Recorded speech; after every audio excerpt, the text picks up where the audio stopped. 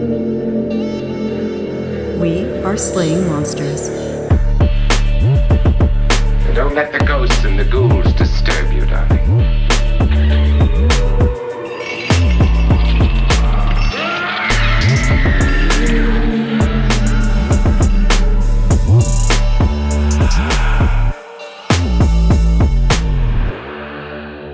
So EJ and I already had this conversation, but Katie, are you familiar with the biblical apocrypha?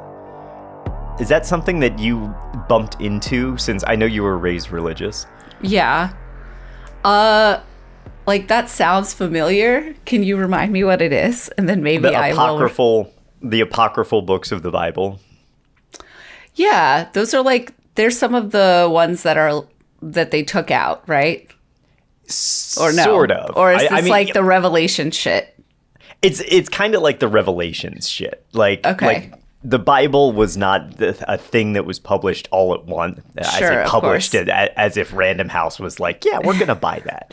But right, they wrote it over time. Mm-hmm. Yeah. They wrote it over time, and then there are all these other, like, they call them the apocryphal books of the Bible. They're these little books that are like sort of inside the biblical canon, but aren't exactly official Bible stories. Oh, sure. Yeah. I always think of them as being biblical fan fiction. Like, at the time, there were people who liked these characters and were like, I'm going to write my own story about them. My partner and I both recently just read this book by Ariel Sabar, Sabar, and the book is called Veritas, and it's about this little scrap of papyrus that a Harvard professor claimed was the gospel of Jesus's wife. Everyone should read it. It's fucking wild. It's a true story, but it reads like a movie. Like, it's insane. But I bring it, yes, it's so good. I just like read it in like 2 days. I don't know. I read it so fast. I bring it up because a bunch of those, so there are a bunch of gospels that were written that actually exist that are not in the Bible. I'm quite sure they probably mention those books too that you're talking about, because there are also some books that are in, like, I might be making this up, so take it with a grain of salt, but like in Catholicism, there's like a little chunk of books that are like included in a weird, in like some Catholics are like, these books count. And like, and Protestants are like, no, they don't. So I am familiar with the fact, that is a long way of saying I am familiar with the fact that there are like books of the Bible and gospels that have been written that like are not part of the main like King James religious canon. Yeah. I'm pretty sure that's the apocrypha. That's the spin-offs. You know, they tried the spin-off series like when Friends had the spin-off with Joey, and they ran for like a season but didn't quite work out, so they didn't go with it, you know. I do remember that. I never saw it. I didn't even know that happened. Oh yeah. Wow. Yeah. But yes. Okay. Anyway, back to the Apocrypha. Yes. Yeah. Is that how you say it? Apocrypha? Apocrypha. Yeah. Or Apocrypha. Okay. Yeah. Yeah. Apocrypha. Yeah. Okay. So that is one of the things we're going to talk about today, because we're going to talk about one of my all-time favorite little tangents of Fortean science, pseudoscience, is when people get history, and particularly archaeological history, totally wrong. And why are we talking about that? Because we are slaying monsters. And we got Maddie J. Hey. We got Katie. Hi.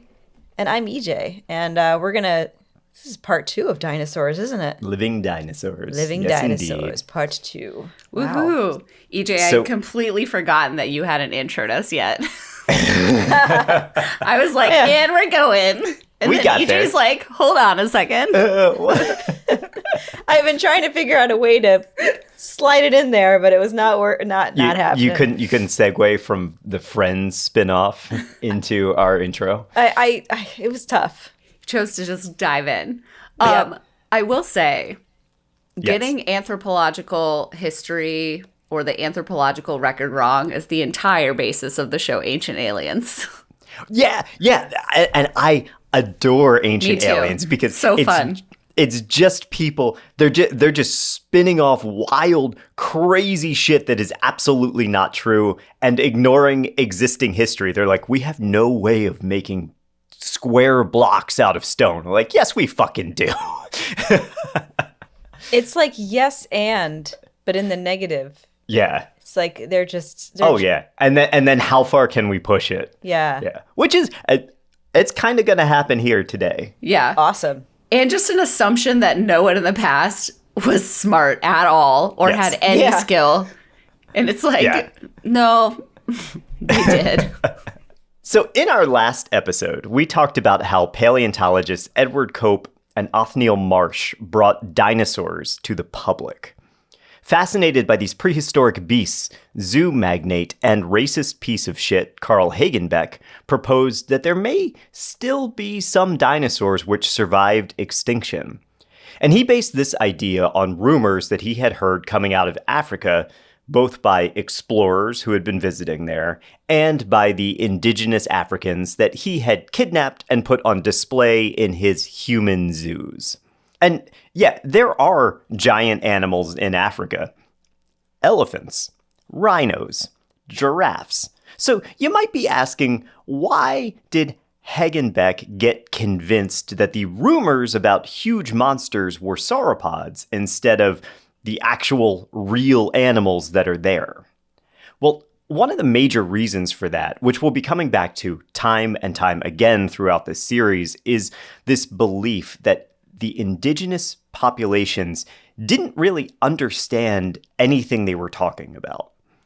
And to understand why that belief was so infused in Western colonialist culture, we have to talk about the colonialism of the continent and their strange, misguided search for an ancient biblical site.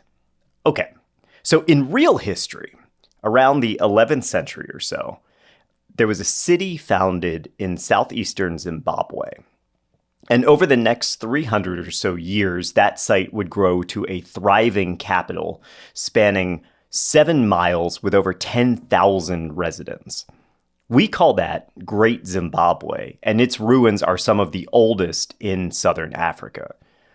There were structures built out of stone that stood over 30 feet high. It had granite walls, it had towers, it actually looks quite a bit like a medieval castle. It is the largest pre-colonial site in the entire continent of Africa. And Great Zimbabwe would become a central site for trade and commerce. You had ivory and cattle traded there, and goldsmithing was a very popular craft for the residents. The Shona people thrived there for about 5 centuries before the site was abandoned, primarily due to resource depletion and shifting trade routes. The site was discovered by the Portuguese in the late 1600s during that decline. But as time went on after the discovery by the Portuguese, and more expeditions were launched to the area, the true history began to erode. As the Portuguese colonialists increased their presence in sub-Saharan Africa, they began spreading Christianity. And the missionaries attempted not only to convert the indigenous populations to their Christian doctrine, but also to recontextualize their history as one that was woven into the tapestry of Christianity. Wow, so many Europeans did this. Oh yeah, I mean this was the prevailing narrative everywhere, not just in Africa. But this is what their intention was. We're going to show up, we're going to make you Christian, and we're going to tell you how your history was actually part of the Bible. Yeah, and actually, I mean, I said Europeans, but honestly, it's more of a Christian thing because the Christians did it to all these other cultures in Europe as well. Like the Europeans did it to Europeans. Oh, yeah. crushing paganism, turning it into Christianity, finding similarities. I mean, everybody, they just did it to everybody. And, it's a great way to fold those people into your belief system when you can say, oh, by the way, that holiday where you bring the tree in and you put it up, well, that's actually the birth of our Lord, right? Yeah, if it's not so radically different, they're going to be more willing to take it on. Yeah, that's how you can slide your way in there. Yeah. Now, to the missionaries, the Africans were seen as a population of savages. Living without the understanding of a Christian God, it was assumed that they were doomed to continue a cycle of war and barbarism until they died and went to hell. Again, this is the viewpoint of these missionaries. The Portuguese took it upon themselves to try to guide these people to the light of their religion and also relieve them of their gold and their resources while they were at it. This all meant that Great Zimbabwe was a problem for them.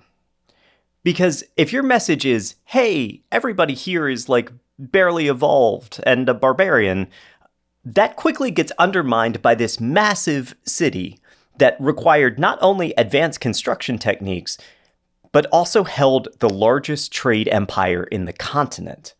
It was not only inconceivable that Great Zimbabwe could have been built without colonial assistance, it was a potential argument for these indigenous populations as to why they maybe shouldn't be ruled by the Portuguese and the other people coming in to their continent. And so to counteract this, the colonizers shifted their narrative, and they started to declare that Great Zimbabwe, it wasn't actually an African city built by Africans. It was Ophir, the rich city from the Bible and the location of a massive gold mine. Oh my God, what a bunch of dicks. Had you guys heard of Ophir before this? No. No? Okay. I've literally never heard that name, which is weird because, Yeah, this is some obscure Christian lore, I feel like. Again, we're getting into the like deep lore of Christianity. Which is really interesting too, because you said earlier, Matt, that their goldsmithing was a craft there. So there must have been gold somewhere near the city. Oh yeah, there was. Okay. Yeah. Mm-hmm. Yeah, it was a good source for it.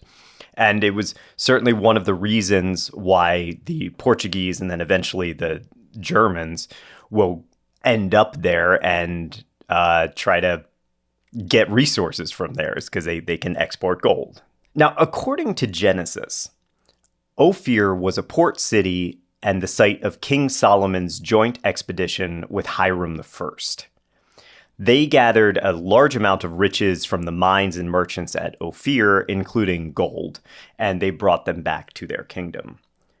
The reality of this legend is debatable, but there are a pair of pottery shards from they were recovered in the 1940s, which contain a reference to the gold of Ophir. And so some biblical scholars have taken that to believe that the site of Ophir must have been a real location at some point.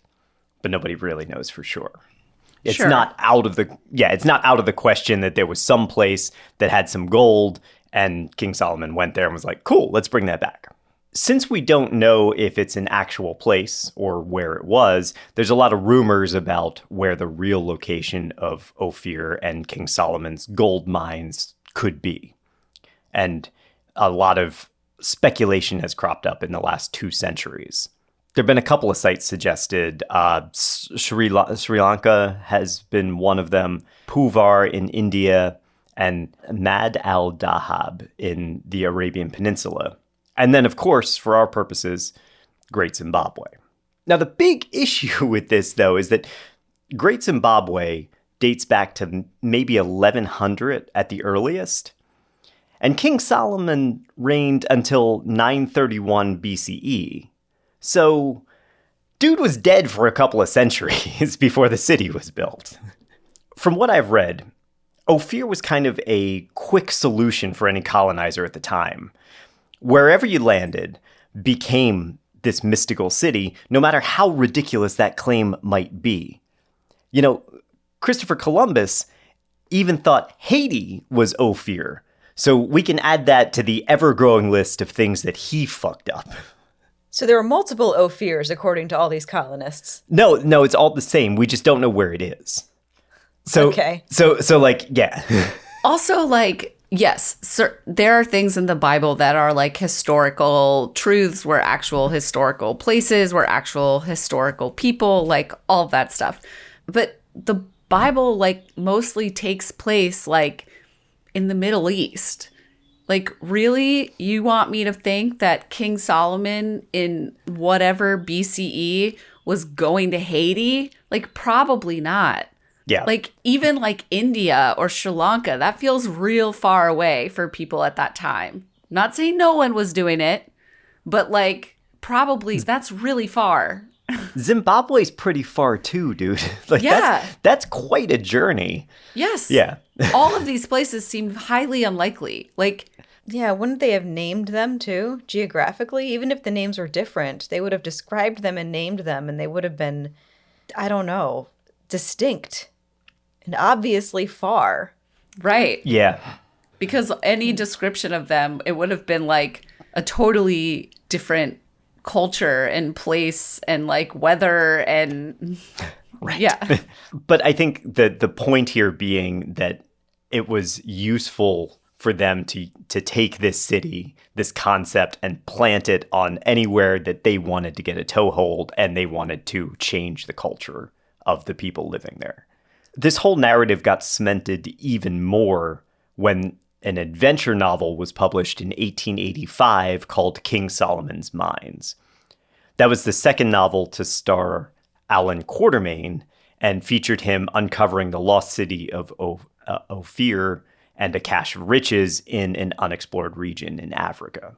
So that was really like the public popularized this idea of, oh, Ophir, it's in Africa. Now, the last piece of this puzzle comes in 1901 with the discovery of an animal called the African unicorn. What do you think the African unicorn is? A rhino. Oh, I like that guess. I don't know. There's definitely another animal in Africa that has a weird giant horn on its head. Isn't there like a deer kind of looking animal that has a horn? Am I totally making this up? Is it the okapi? It is the okapi. Is that it, really? Yeah, it is the okapi. Although the okapi doesn't have a horn on its head. Doesn't it have two? Wait, which is the one that has the two swirly horns? That's the Sable antelope is what I think you're thinking of. okay. No, the okapi, that they're like really slender, right? And but they have like almost like deer. They have like pointy. They have little like stubby horns, but they don't have like big horns. Yeah. Yeah. The okapi. Oh, okay. Yeah. They're very cute. Yeah, they have these two little like stubby horns. They are very cute. And I think their horns are actually, I don't think that they are like the bone horns that you think of with a traditional deer. I think that they're covered in fuzz. Are they like okay. giraffe horns? Yes. Yeah, like giraffe horns. Oh, Yeah. even cuter. Even cuter. And now we've devolved into the part of the program where EJ and I talk about how cute animals are. Yeah, they're so cute. We are going to talk about cute animals for a second. So for decades, British researchers had heard about this animal called the Atti, A-T-T-I, which looked puzzlingly like a cross between a zebra and a giraffe. And they cheekily named it the African unicorn. And it had eluded capture in the dense jungles of the Congo rainforest. The only thing that explorers had found as evidence were cloven hoof prints, and then they heard these indigenous stories about this animal. The Mbuba people of Uganda knew about the animal and had known about it for millennia. But it wasn't until the British Special Commissioner, Sir Harry Johnston, acquired the skull and hide of an okapi that it was taken seriously in European science. As Edward Guimont puts it in his Hunting Dinosaurs in Central Africa, But to the British, it did not exist until Europeans could see it, or at least its corpse. so once again, the European opinion here is that indigenous mythology could stand as sort of a signpost to identify these animals or these sites. But it was only through Western science that we could identify the real identity of them. You know, you had this ancient city in Zimbabwe. They thought that it was theirs, but no. Western science says this is Ophir. You have these stories about this animal, and finally, after we get a specimen, now Western science can classify this as a new animal.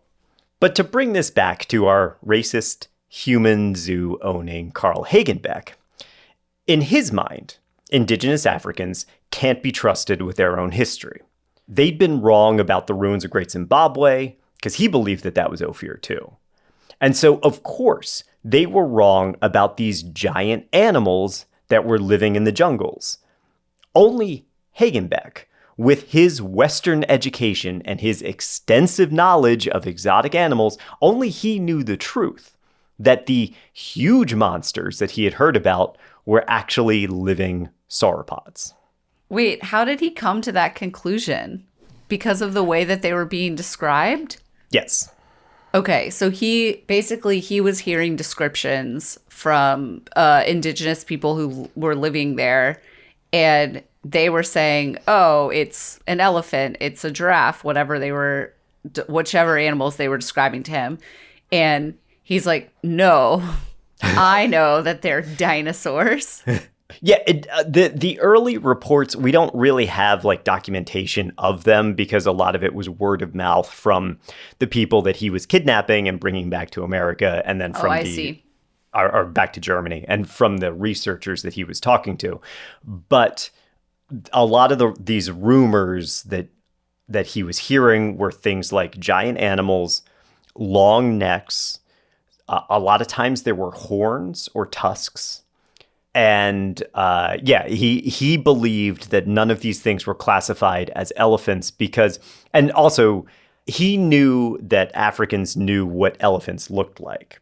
And so to have Africans say it's something that's not an elephant, it's something else, was enough to convince Hagenbeck that it must be an existing animal, therefore a sauropod. Oh, I see. So they were like describing animals that Westerners didn't already know about. Right. Theoretically. Yeah.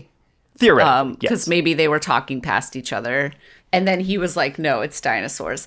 That's like, okay, dude, that's like a real leap. You know, because I also think about because we talk a lot on this podcast about how one of the fun things about cryptozoology is the fact that the earth is so big. There's so much we don't know about the ocean, for example, but also like it truly is possible that there are still animals out there that we haven't discovered yet, which is wild to think about.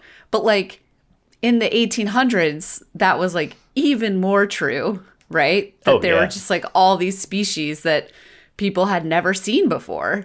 If he's a guy who like talks to explorers and stuff and scientists, it makes it even wilder to me that he's like, it's dinosaurs and not just like, it's some undiscovered species. That's cool. Let's go discover it. He's like, definitely sauropods. I don't know. I just like... It's the combination of a bunch of stuff. It's dino frenzy, right? That was created by the discovery of all these dinosaurs by Cope and Marsh. It is the fact that you had Sir Arthur Conan Doyle writing these speculative stories like The Lost World, talking about it. And Doyle's stories, we talked about this last time, were allegedly based on people who had actually been there, or at least were fantastical versions of people who had been there. But Doyle's buddy had actually seen like a giant anaconda there. So there's just this mystique about Africa at the time. Honestly, it's going to continue till like about the mid 20th century, where everybody's like, oh man, anything could be living there. What were they really talking about then? Like if they were saying it looks like an elephant, but it's not an elephant, what were they saying? Or is this a lie too? Well, that's going to be the big question across this entire series is there anything there at all? A lot of, and we will touch on this. Were they describing the enormous elephants? They could very well elephants have been. Or whatever. Yeah. they could very well have been describing the ghost elephants from the Werner Herzog documentary earlier this year. Yeah. They could have been. It's hard to say because a lot of it is also wrapped up in mythology. And so some of it is not and was never intended to be a real animal. Some of it was clearly like, oh, there's an elephant swimming in that lake. Don't go into that lake or it's going to flip your canoe, you know? But then some of it was also like what we would consider gods, you know, these beings that were existing outside of reality. But the thing is, Hagenbeck was the leading exotic animal expert in the world. And so when he says, hey, I think there's dinosaurs in Africa, people believed him. The Washington Post even ran the headline, Brontosaurus still lives, in 1909. And even here, we see the inherent racism and colonialism, with the Brontosaurus's territory being described in the same article as, quote, infested with bloodthirsty savages. These claims were immediately refuted by the residents of Zimbabwe, which was then Rhodesia. The resident zoologist at the Rhodesia Museum, E.C. Chubb, who had actually spent a whole month in that region doing research, said none of the locals ever mentioned a sauropod to him. In an article in East Africa Standard, another resident claimed that the legends of this Brontosaurus-type animal were just folklore, and cited another folkloric animal, which was claimed to be a lion the size of an elephant. Again, not a real animal, just something that they had in their mythology. Right. The locals are like, nah, dude. These are just the stories we tell the kids. It's cool. Exactly. You know, and this is shortly after this comes out. I mean, we're talking like the early 20th century. Now, unsurprisingly, the exploration of Africa slowed from the mid-1910s until the 1940s because the world was engaged in a bunch of wars. The next break, if you could call it that, in the African dinosaur case came in 1948 from a researcher named Willy Ley. Growing up, as he put it, in the shadow of the Berlin Natural History Museum, Ley always wanted to be a scientist and an explorer.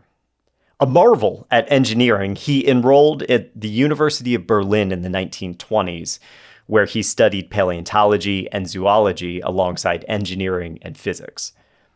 He ended up in rocketry, which was, of course, a very popular scientific pursuit in pre-Depression Germany. But as the Nazis rose to power, he became increasingly concerned by what he saw as pseudoscientific oppression, as well as, the growing violence in the country. So he fled Berlin in 1935 and ended up in New York, working on mail-carrying rocket planes. These were autonomous missiles that dropped mail by parachute. They would shoot missiles over communities and it would drop mail. Wow. Yeah. Okay. Maybe easier than like the donkeys that have to travel down the Grand Canyon to get mail to people still, but I guess. But that's kind of wild. The thing is, it was really expensive and it was a little gauche to shoot missiles at your own country during peacetime. Mm-hmm. So the practice kind of fell out of favor after World War II. Also could be potentially dangerous. Think of the paper cuts. And like a love letter would actually become a love bomb. And that's a very It's bad. We don't want love bombs. Love bombing is bad. Despite this newfound interest in rocketry, Ley never lost his fascination with natural history. And so when a prehistoric fish called the coelacanth was identified in South America in 1938, Ley was beside himself. Because here was a specimen dated back to the Mesozoic era, but had somehow survived virtually unchanged for millions of years. We're all familiar with the coelacanth, right? Mm-hmm. This is one of the cornerstones of cryptozoology. Hold on. I mean, I've heard of it, but I need to look at it. Yeah, this is going to be one of the things that everybody keeps pointing to when they talk about these dinosaurs, because we always say, how is it possible that these creatures have survived millions of years? They point to the coelacanth because Also, coelacanth yeah. has survived unchanged. Also sharks, right? Sharks, also crocodiles too. Crocodiles are largely unchanged since the Yeah, they're just prehistoric era. smaller, right? This fish doesn't even look that weird, if I'm being real honest. No, it Like, just I looks was like a regular old fish. Yeah, I thought it might be a little bit crazier, but like, no, it looks like just a fish. Okay, I'm gonna get distracted by thinking about the fact that something's been around for that long. Anyway, keep going. I'm just like, Yeah. what the fuck? Well- Which is sure is what that guy was thinking. Yeah, that's the mentality, dude. If this living fossil, they always called it a living fossil. If this living fossil could have survived until modern times, what else is out there? So Ley spent his free time poring over the sciences, archaeology, biology, paleontology. And his search turned up this very strange mural in Babylon, the Ishtar Gate, first discovered by German archaeologist Robert Koldewey in 1904. The gate is 15 meters, about 50 feet high, and decorated with this elaborate mural of animals and deities. Koldewey actually brought the gate back in pieces and reconstructed it at in Berlin at the Pergamon Museum, which was just like a stone's throw from Willy Ley's house growing up. So he was there all the time. He saw this reconstructed gate as he was growing up. As an adult, as he was returning to his love of natural sciences, in the shadow of the discovery of the coelacanth, he started to re-examine the murals on this gate.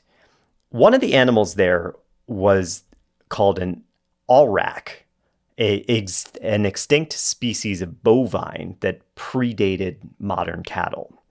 And this struck him. This was very exciting because if the artisans who carved the Ishtar Gate included depictions of these ancient animals, these ancient cows, what other animals might be on this gate? And all of a sudden, the way that he interpreted all of it changed.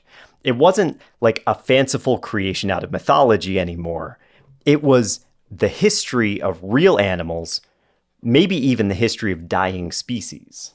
Ley's focus turned to the image of the Surush, or what the ancient Mesopotamians called a dragon.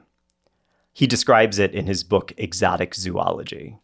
A slender body covered with scales, a long, slender, scaly tail, and a long, slim, scaly neck, bearing a serpent's head. Although the mouth is closed, a long, forked tongue protrudes. There are flaps of skin attached to the back of the head, which is adorned and armed with a straight horn. Ley believed that the Surush was actually a depiction of an alleged dragon that the ancient Babylonians kept in a temple and worshipped. Daniel, a prophet, slayed this dragon by feeding it cakes made from pitch, fat, and hair, which made it explode for some reason. It kind of sounds like a bomb. I Pitch, guess. fat, and hair. Does that make a bomb, though? I mean, well, it's all flammable, and the hair could be a... Oh, maybe. I don't know. I don't know if there are stories about the Refuse. dragon breathing fire, but okay, sure. I just thought of that. I wonder if that's what it is. He fed it a bomb, and it exploded. Maybe. It looks like a dog to me, or dog lion. It has a long neck, though. Yeah.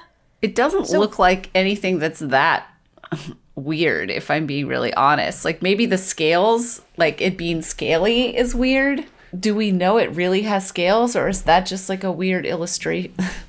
Were they just being creative? Well, Yeah. it's all hard to say. Okay. So this all comes from the apocryphal extended book of Daniel, which is kind of like if you include fan fiction as part of Harry Potter's canon storyline. This is what we talked about at the beginning, that the veracity of these accounts is highly questionable, which can kind of be said of most of the texts of the Bible, but it's pretty clearly designed as a warning against idolatry, not a story to be taken literally. The Jewish historian Malka Simkovich, writing for Yeshiva University, compared the story to a trickster mythos, and believes that it was actually a parody story, given the cartoonish fate of this dragon that he fed at the thing and then it fucking exploded, right? And it's also worth pointing out that the Greek word draken is often interpreted as the English dragon, but can also translate to serpent, which of course conjures up this idea of Satan as the serpent, the devil, you know. And if you take that translation, then the story becomes yet another narrative of Satan tricking people into worshiping him, and then the clever prophet comes up and outsmarts the prime evil and proves the power of Christianity or Judaism, right? Wait, like obviously that's what it is, right? Like, yes. Oh, if you interpret it as this other word, which it is, it suddenly very easily makes sense within like a Christian mythos instead of being like this totally wild story about a dragon. This is why sometimes you just need to point out the obvious, because people will go off and you're like, wait. But Willy Ley is looking at this mural. He sees this dragon thing, which is, yes, very, very clearly just a depiction of Satan, you know. But then he also sees the extinct cattle. And he's like, man, if they drew that extinct cattle, though, if they put that on there in bas relief, and that was a real animal, then this must be based on something else. Because, again, we don't believe that ancient people are creative enough to just come up with something out of nothing.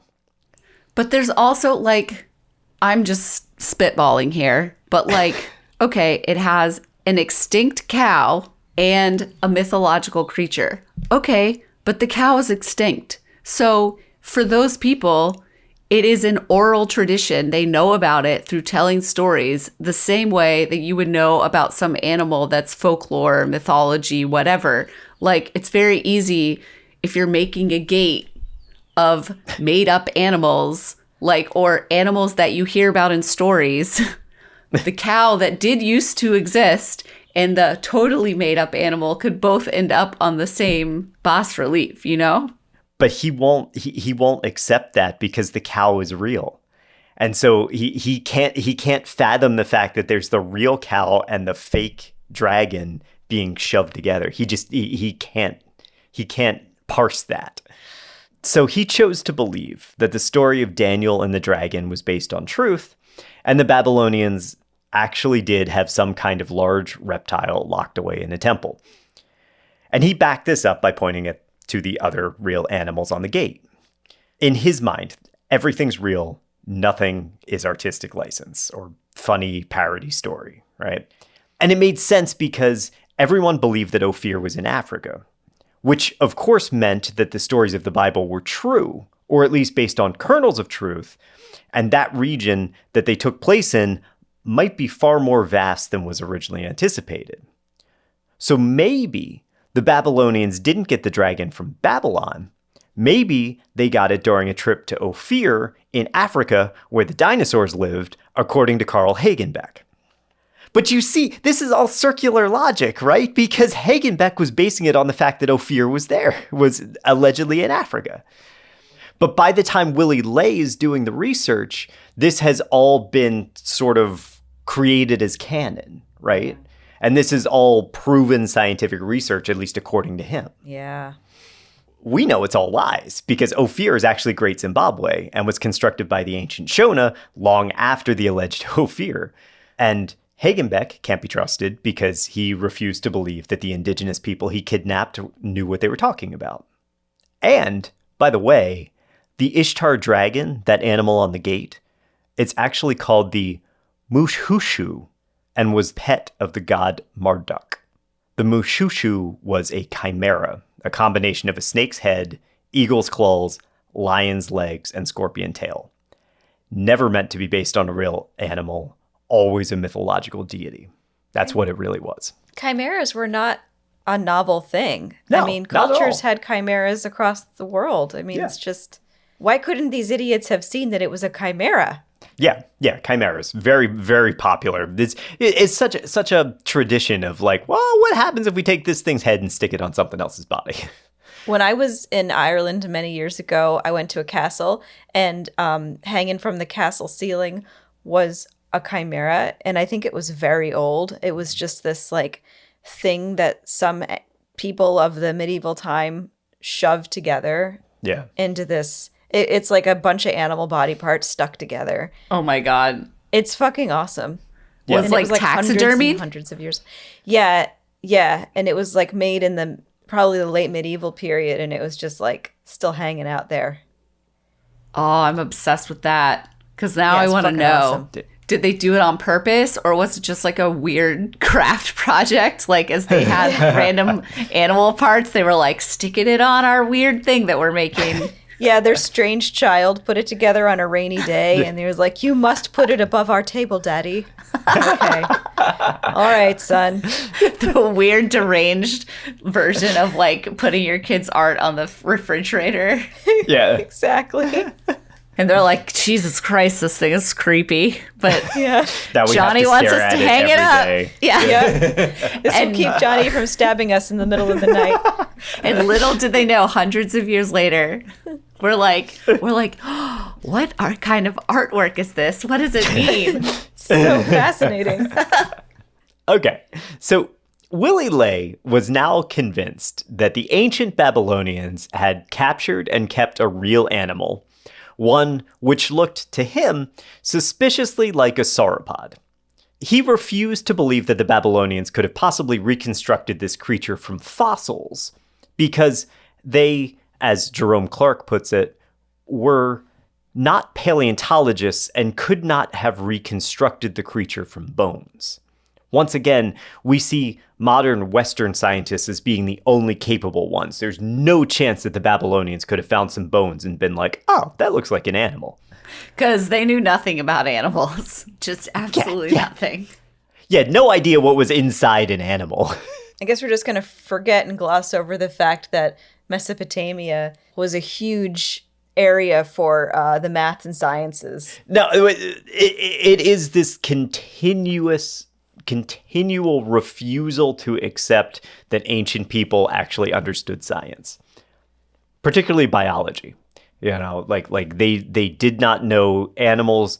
They could not have possibly conceived of animals, because that's the other thing. Like, They couldn't conceived of animals. They had them. They also had cows and horses, dogs. Exactly. All right? wild ones wandering around. And ancient Mesopotamians could absolutely have found a dinosaur skeleton and been like, that's fucking cool. Let's imagine what that looked like and draw a picture of it. Like, they could have done that. We still today find fully intact dinosaur skeletons. They're rare, Yes. but they exist. They were probably less rare in the ancient world. And so, like, it's also possible that they didn't have to do much imagining, that they uncovered a dinosaur skeleton and were like, whoa, what the fuck is this? We're going to carefully extract it and put it like it is, because, you know, that's what we do now. And they weren't dummies. They were like, Yeah. Right. I mean, they Yes. also could have put it together without that, but I'm saying, like, it's also very possible they just found one. Like, Totally. mostly together. But he was now convinced that this was a dinosaur. And so he started looking for other reports that would corroborate his theory that there were dinosaurs in Africa. And according to him, he found them. So Ley translated the notes from a German exploration by Ludwig Freiherr von Stein zu Lausnitz, who we refer to as von Stein, thankfully, who led an expedition to Cameroon in 1913. According to the translation of von Stein's notes, local indigenous tribes told stories of a creature that they called Mokele-Mbembe, a name that allegedly translated to one who stops the flow of rivers. And EJ, why don't you read this translation for us? The animal is said to be of a brownish gray color with a smooth skin. Its size is approximately that of an elephant, at least that of a hippopotamus. It is said to have a long and very flexible neck and only one tooth, but a very long one, and some say it is a horn. A A few spoke about a long, muscular tail like that of an alligator. Canoes coming near it are said to be doomed. The animal is said to attack the vessels at once and to kill the crews, but without eating the bodies. The creature is said to live in caves that have been washed out by the river in the clay of its shores at sharp bends. It is said to climb the shores in search of food.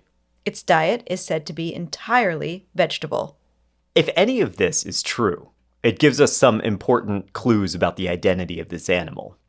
Long, flexible neck, seems like a giraffe, but lives in caves, overturns canoes, decidedly un-giraffe-like behavior.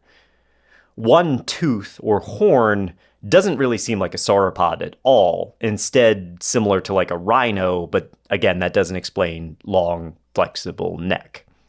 You want to guess what we don't really know what this is, but you want to take a guess as to what they might be referring to here? Not a crocodile, right? Stopping the flow of rivers as well. I was thinking like crocodile because I was like, you could mistake the teeth that come out of the front. Stopping the flow of rivers. So it seems the animal that at least closely matches most of these things is an elephant, to me anyway, at least when they're swimming. Yeah. You know, swimming elephants keep their trunks and the tops of their heads above the water, and that does kind of make them look like a brontosaurus. That would also explain the horn or tooth. You'd only see a single tusk if you were viewing it from the side. And of course, a partially submerged elephant could overturn a canoe, and it wouldn't eat the bodies, right? They would eat vegetables, as they say, vegetables. Of course, the indigenous tribes would surely know what an elephant looked like and know that sometimes elephants crossed rivers by swimming. But I think there's two things at play here. The first is the colonial assumption that the uneducated locals were only capable of robotically reciting events as they actually happened and didn't have the imagination to connect stories or mythology about their own surroundings, right? Like, we couldn't possibly come up with that. We see this play out countless times in alternative history theories, like cave paintings that depict unusual animals or strange people. We suddenly think, oh man, that has to be something that the artist witnessed. Like, everybody forgets that human beings have imaginations and can come up with their own stories. We made up fucking King Kong and Godzilla and Neon Genesis Evangelion, but it's impossible and inconceivable to believe that some Bantu folks made up a demon elephant after seeing their buddies in a canoe get knocked over. You know? Yeah. That they weren't just shooting the shit around the campfire like we still do today. Right. Yeah. Yeah, and I feel like people's imaginations were extremely vivid at more so because they didn't have distractions. They had to make their own entertainment, and their own entertainment is let me take this story that happened to my buddies once and turn it into like a weird monster story and tell it to my friends because it's entertaining. Or maybe you're embarrassed about it. Maybe you're canoeing and you missed the elephant and the elephant knocked your canoe over and you were like, oh man, it wasn't just a regular, I wouldn't have been upset by a regular elephant. It had to be a demon elephant. Right. Yeah. The other aspect at play revolves around the reporting that was coming out of Africa at the time, and specifically how outrageous the stories were. Because Africa was this really exciting place in the early 20th century, and the public were eating up stories about explorations there, the strange animals being found there, like the okapi, the African unicorn, right? And, you know, we have all these tales of these people who would ultimately be the inspiration for, like, Indiana Jones, your Alan Quatermains and people like that, who are like these daring explorers in these deep jungles. Some of the reports were even more outrageous, though. Take this newspaper article about a Mr. David LePage who was overseeing railway construction in 1919 in Zimbabwe. While LePage was hunting one day in October, he came upon an extraordinary monster, which charged at him. LePage fired, but was forced to flee, with the monster in chase. The The animal, he says, was about 24 feet in length, with a long pointed snout adorned with tusks like horns, and a short horn above the nostrils. The animal later charged through the native village of Fungaroom, destroying the huts and killing some of the native dwellers. So, at first glance, that sounds like Dave stumbled upon a triceratops. 2 horns on its snout, a third above the nose. But that whole thing never happened. It was refuted shortly thereafter in December 1919, where a correspondent explained that David LePage was a known prankster and told the story to a missionary as a joke. Another witness, identified as a Mrs. Simon, said that LePage had a, quote, elastic imagination. It's quite a compliment. Yeah, right? That's all to say that it wasn't unusual for the colonists exploring this region to kind of punch up their sightings and what was going on there and make the whole thing seem even cooler than it was. Which means you now have a situation where you have creative indigenous mythology conflating with creative European storytelling, and the two are building off each other. That's so interesting. I didn't think of that, but of course they were fucking doing it, which is like they're going on this huge trip to Africa to like colonize shit and find adventure. And they get there and they're just like, well, it's the jungle and there are some people living here. It's not new. They're not new to colonizing, so people know about the jungle now. So just saying like, oh, we're in the jungle is not exciting anymore. So now it's like you have to come up with something even cooler to say to justify the fact that you spent all this money to go down there and to make yourself look good instead of just being like, oh, we're just wandering around the jungle. That totally makes sense that they would like hear stories from the locals and they themselves were exaggerating it. But then also they're totally willing, even because like another scenario, if you think about it, is like they knew this David guy was like just telling them a story at the bar, like at the local pub, right. This guy's like, let me tell you something. And they're like, ooh, fun. And then they're like, well, we got nothing else. Let's tell them about this story that David told us, I just wonder, like, I think that's such a good point. And I wonder like how much of that was happening. Probably more than we like to think. A lot. Yeah. A lot. They probably had to all one-up each other constantly. And yeah. It's just, it makes sense. Mm-hmm. Yeah. Also, like, this was third hand at this point because David LePage told the story to a missionary who told the story to a journalist who wrote about it.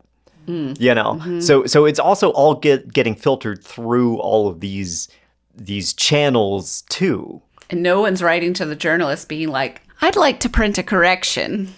Well, actually, they actually did. Mrs. Simon did, and was like, no. That guy has an elastic imagination. Mrs. Simon was like, I'm sorry. Have you met David LePage? The other major issue with von Stein's manuscript is that it doesn't seem to exist. The only record we have of it is the 1948 translation in Willy Ley's The Lungfish, the Dodo, and the Unicorn, which means that we only have the sections that he translated about this mysterious Mokele-Mbembe. It's possible that he was cherry-picking and omitted a paragraph later on that said, oh, by the way, the dinosaur is actually a swimming elephant. But we will never know because that manuscript is lost. Willy Ley's research was dubious and full of holes and probably should have just been completely ignored by the scientific community. But it just so happened that his book would catch the eyes of the two founders of cryptozoology, Ivan T. Sanderson and Bernard Heuvelmans, who would take up the torch and start their own searches as they were developing this new branch of science. But we will talk about their contributions to the dinosaur mythology next time. So there you go. That's our little deviation into Africa and the stories of why people thought that Africa was so unique and wild. The thing about it is unique and wild and amazing and full of wonder without the bullshit. Yeah. Yeah. This is what I can't stand about these fucking ancient aliens and shit archaeologists like Haycock, is that his name? Grant Hancock. God, never get his name right. Is it Grant? Is it Grant Hancock? Is it Graham? Graham Hancock. Graham Hancock. Yeah. Grant Haycock, whatever his name is. All these people that make up history to suit themselves and their dumb theories, and it's like, dude, the world is amazing without As it is. your bullshit. Uh-huh. Yes. Oh, man. Yeah. One time I don't even know what his real name is because now it's cemented. The guy in the latest season of White Lotus, I called him Walter Groggins. And I don't even remember what his actual name is now because I was like... Walton Goggins. Yeah. Yes, okay. Because now every time we see him, he's like in these Walmart commercials. Walter Groggins. Walter Goggins. What's his name? Walton Goggins? Walton Goggins. Walton Goggins. Yeah. Yeah. Sorry. Another cryptid. Graham Hancock is the... Yeah. Let me make sure that's right. I'm pretty sure that's right. The cryptid Walter Groggins. Yeah. Yeah. Graham Hancock is the... Oh, I don't even want to use the term archaeologist. The Yeah. He's a pseudo-scientific bullshit. Yeah, he's a pseudo-archaeologist. Yes. He plays is. one on TV. He absolutely does because he isn't even really an archaeologist. No. And he's just this is such a common thing, man. You look at these sites and they're spectacular on their own. If you look at the pictures of Great Zimbabwe, it's amazing. It's phenomenal. It's incredible that they were able to do that. And it didn't take any outside engineering, it was just them. Mm-hmm. It's really cool. It is cool. I was looking at it before we started recording, and I was like, whoa. Especially the walls. The like 11-foot walls made of stone where they didn't use any mortar. They just they're stacked to stone walls, and they're still standing. I'm like... We're doing something wrong. Like we're always talking about always talking about innovation and how we're making these new things. I'm like, are we looking at that? Yeah. Because that's still standing. Yes. I know. Yeah. This is my hatred toward all things optimization. I don't think optimization was a thing back when they were fucking building the pyramids and building Great Zimbabwe. Is just build it right with careful thought and it will fucking last. Well, that was the optimization, actually. That was their focus. Right. Yeah, they absolutely optimized. The optimization was build it once. You don't have to fix it. Like that's it. Yeah. And I think that is part of it, though. These ancient sites, they were like, we're building this once. Mm-hmm. A lot of times it came from a ruler, a king or a pharaoh or whoever who was like, this is my legacy, so it has to be perfect. Mm-hmm. And maybe that was under the auspices of this is the way that I praise the gods, or maybe it was just like, I'm fucking great, so this is going to be fucking great. Yeah. But yeah, they were like, we're doing this right because I want it to be done right. Mm-hmm. So next time we are going to talk about how all of this gets perverted even more, and then we're going to talk about the people who decided to go looking for these dinosaurs. Thank you all so much for listening. If you're feeling generous, head over to slayingmonsterspodcast.com, click on the support us button at the top of the page, and consider leaving a donation or becoming one of our supporters there. That's also where you can find our merch store if you want to check out some of that. And yeah, until next time, I don't know what's out there in the lakes and rivers and stuff. So be safe out there. Thanks, everybody. Bye.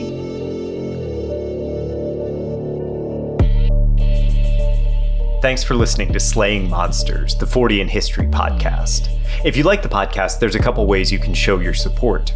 You can tell your friends, you can leave us a rating and review on your podcast platform, or you can head over to slayingmonsterspodcast.com and click on the Support Us button to leave a donation. For questions, suggestions, and other feedback, reach out to us, slayingmonsterspodcast@gmail.com, and stay up to date by following us on socials at Slaying Monsters Podcast. Your support helps us grow, and we are truly grateful to have our listeners and community.